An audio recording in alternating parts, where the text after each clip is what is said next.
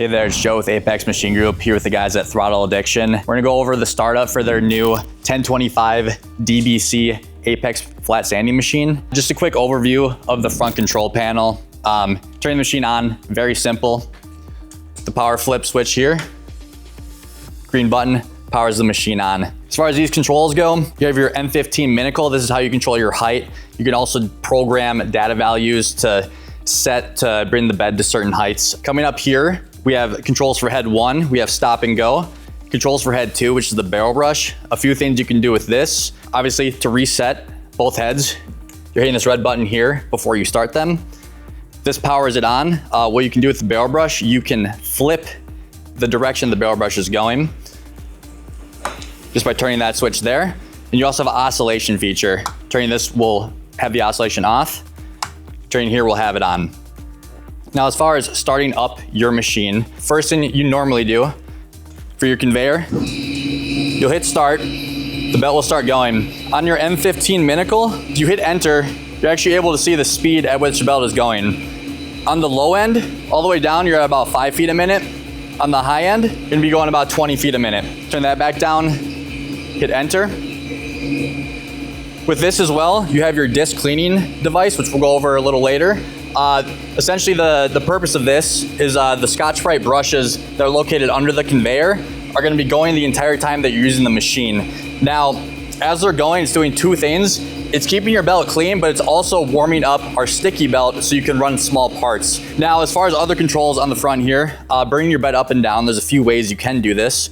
You have your power up down located right here. This will open the bed up. This closes it back down. When we're running parts to program data values, so for instance, let's say you had a part that was 1/2 inch thick, very simple. You just come to the M15 here, you're gonna hit program, 0.5 inches, you would hit enter, click start, and that will bring your bed to that exact height. Quick tip, storing data values on your M15 makes it very simple. So if you have a part thickness that you use quite a bit, you can actually store that thickness on the M15. The way you do that is through one of our F programs. So you hit F55, enter, your program value. So for this value, we're gonna use the number 9. And then as we were going over before, I know one of their common parts is 0.057 inches. So we hit 0.057, enter, you press clear. Now, when you hit the number 9, it brings up that data value, you press start, and then it will bring the bed up to that exact value. And you can store 10 programs in total, 0 through 9. Okay, so real quick, I'm gonna touch on the safety features of the machine. First thing we're gonna go over is our over thickness bar. This is kind of the extreme case where, for whatever reason, you did not adjust the height correctly and you put a 1-inch part through when it's set at 0.057, right? So if you would actually put a part in, there's a bar here. As you hit that, it trips the breaker on the entire machine and shuts everything off immediately. Now, that automatically resets. There's a click, and as it comes back down to the base, you should be good just to power your machine on again. Now, if you do trip an e-stop and everything shuts off, to reset everything, it'll just be simply turning this power back on and then hitting these red buttons here, which resets both of your heads. Then you're able to use the machine again. Another e-stop that we have located on the front, this is red e-stop. This is for emergency cases or if something's going wrong. You hit that, it does the same thing as that over thickness bar, it just cuts the breaker. Now you'll notice, if I try to power it on right now, nothing happens. That's because this e-stop is stuck in there. So now the way you pop this back out and you're able to reset your machine, you just twist it until it pops back out. Then you're able to reset and run your machine again. Some safety features on the inside of the machine. Now we have the belt head here. Most importantly, now I'm gonna reset this. And actually it resets the brake so you can see this moves freely. If the belt mistracks and it hits one of these levers, it stops this head, it engages the brake, so this stops immediately. And if you come back to the front, you'll see that only this head is tripped.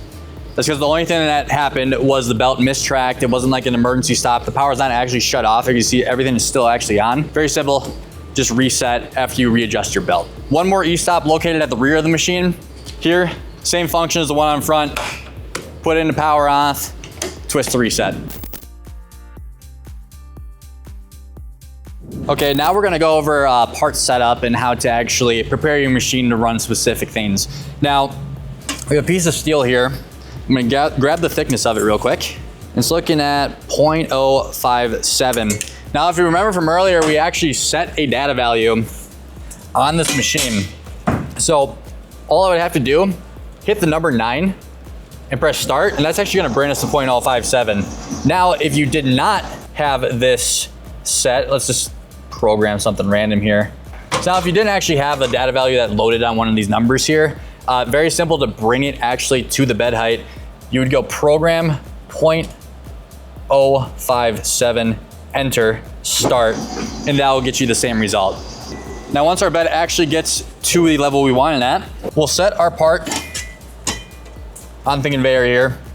Now, as we're doing part setup, this machine is made to be done with the door open. So now what we can do is actually start the conveyor here, and it will run.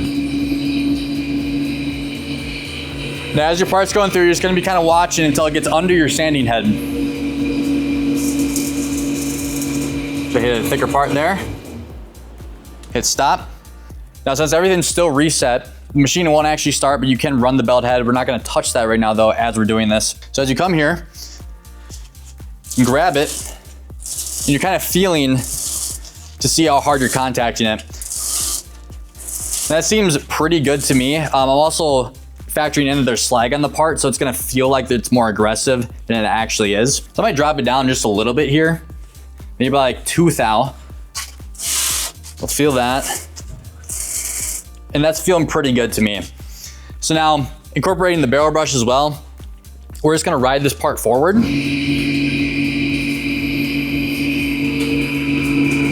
Watching it again. You'll see we are getting contact on the barrel brush already. You'll hit stop and kind of come in. This one's more of an eyeball test, but you can also kind of feel to see that you are actually contacting that part. I'm actually gonna raise it up just a smidge here. A little different. It's not a true scratch test like on this belt head here, but you are just kind of feeling to make sure you're not contacting it too hard, but you also want to make sure that you're actually contacting the part.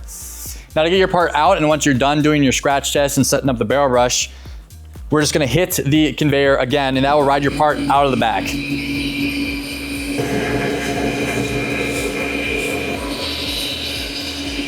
Now look at the part here. Here's our belt head scratch. You want it to be about roughly a 1/4 inch thick. Here's where we're about hitting with the barrel brush. That's about, 1/2 inch, maybe a little bit over. Like I said, it's a lot more touch and go with the barrel brush. It's more so how the part looks as it's coming out on the end.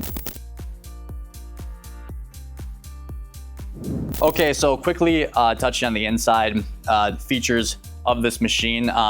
In this particular model, we have a 2-head setup. You have your sanding and grinding head, and then also your barrel brush for polishing and deburring purposes. Now we're gonna start here. First thing is, how do you change your belt?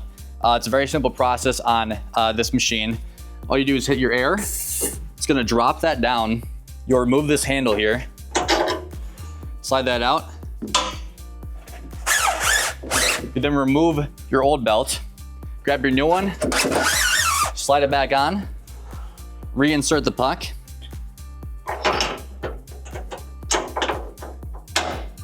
The handle, and then retighten your belt. Now, with this head, you can actually raise and lower it independently from the actual bed of the machine. Very easy as well. You just go to this knob here. You go left if you want to raise it up, right if you want to bring it down. Now, this is important when changing belts and grits. As you would go from like a 120 to a 60 grit, a 60 grit is going to be thicker than your 120 grit. So as we do part setups, and we would run a part under there, do a scratch test, which we are also gonna touch on later. You would do that, and if you put a 60 grit on after a 120, you'll notice that the 60 grit's hitting a lot harder at this height.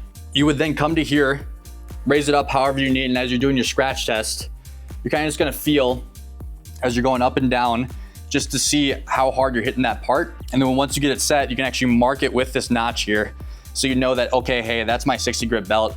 But then right about there was where my 120 was.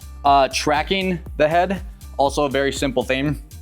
This handle is gonna actually kick that back and forth. Now, a feature on this machine here for tracking purposes, with the door open, you can reset the first head here, and then you would come over do this with your hand on the handle, you can hold this button down on the first head. That's actually gonna start up your machine. So you can see when I let go, it doesn't stay on, it stops. That is only for tracking purposes. So as I hold it down, you're gonna wanna try to get the belt to track like roughly every 5 seconds. And depending on your application, you can straight grain or have a lot of tracking movement to improve the longevity of your belt for like heavy flat grinding. So you can see that that's pretty straight. I want to kick it a little more. 2,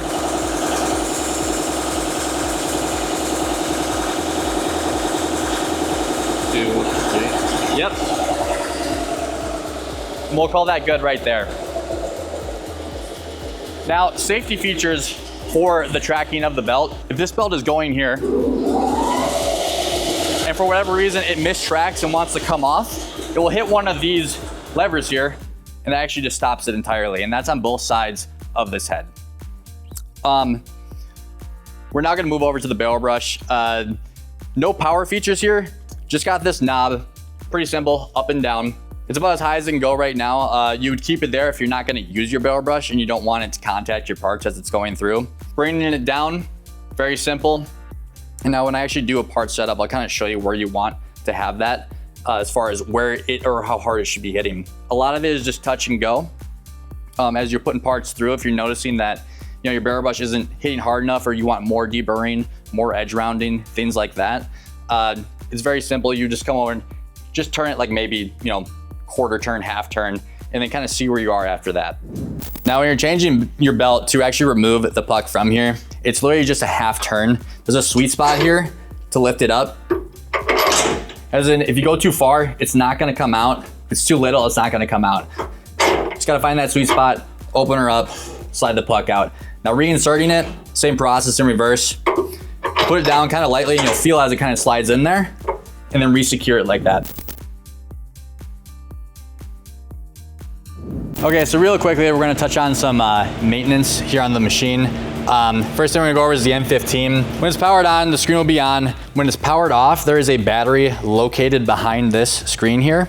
What that battery's purpose is it keeps your data sets loaded into here and it saves them when the machine is cut off from power. You'll get a warning on the screen saying change your battery. It's a very simple thing to do. With the machine powered on, you'll undo these 4 bolts.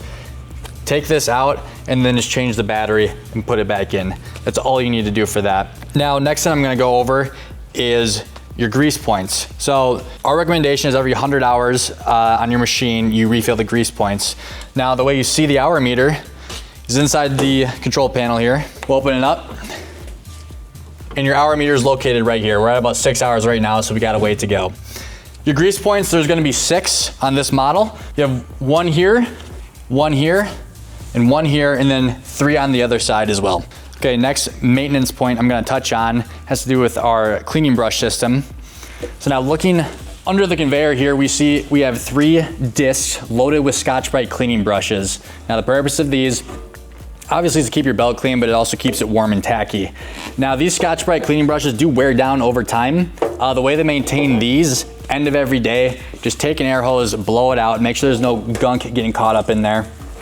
And over time, like I said, they're gonna wear down. So you do have the ability with this assembly here to actually raise and lower the Scotch-Brite clean brushes to get more contact depending on how warm your belt is getting and if it's actually doing its job.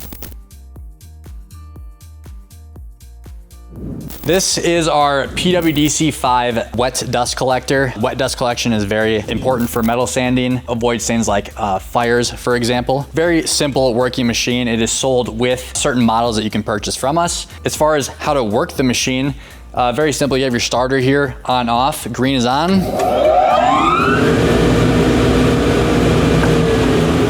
You power it down. Now, the water level, kind of an important thing when it comes to this. On this side here, you won't be able to see it too well on the camera. We have a sticker here and it kind of gives you a fill line, and you should be able to, it's like right about there, you're right in that sweet spot, and that's gonna give you the best performance on your dust collection. Okay, as far as maintenance goes on your PWDC5, you're gonna wanna inspect the water daily and clean it at a minimum weekly. Also for rust prevention, you're gonna wanna add a rust inhibitor, such as bleach or some coolant that we actually ship with the dust collector.